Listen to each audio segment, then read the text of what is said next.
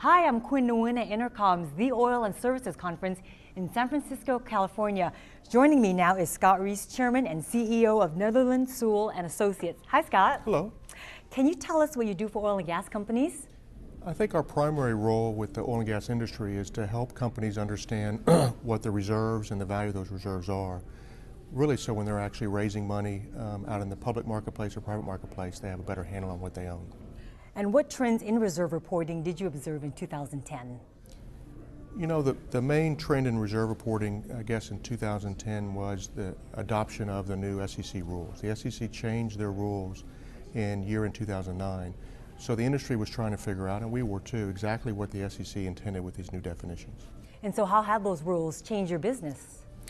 You know, they haven't changed the fundamental part of the business as far as what we do every day, but they have allowed us to kind of make sure that the clients know we're trying to be an advisor to them of what's actually going on. So we try to get ahead of the reserve definitions, talk to the SEC, talk to different people about what they interpret them to be, and then make sure we were consistent on how we provided that guidance back to our clients. And since the new rules, what types of data are you using? Well, the neat thing, good question, the neat thing about the new rules are that they allow you to use additional data beyond what the old rules did.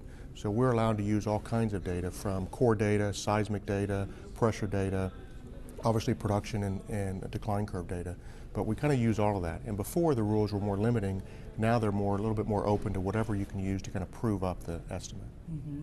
So do you find more international clients concentrating on shale plays? You know, shale plays they are where everyone is at as far as what they care about right now.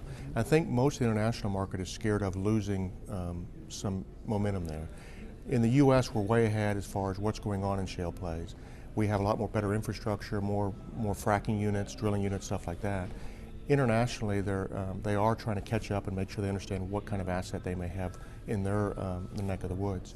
One thing that's kind of interesting is a couple of years ago, we were doing a presentation in London, and we had about an hour that was supposed to be just on shale. So we talked about shale, and then the feedback we got after the presentation, the day-long presentation, was they didn't care about shale. They didn't even know about it really in London. Where now, 2 years later, everyone kind of knows about shale around the world. And what do you think about international shale plays?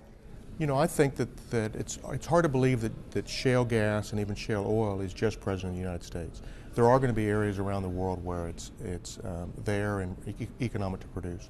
The difficulty is, almost like I said before, the infrastructure we have in the States as far as the pipelines, the drilling rigs, the frac units, they don't have the same infrastructure in various areas around the world. So it's going to take, I think, a little bit longer for those to develop, and you're not going to see 150 rigs in one field like you have in some of the shale plays here in the U.S.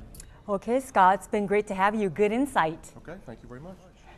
I'm Quinn Nguyen with OilAndGas360.com.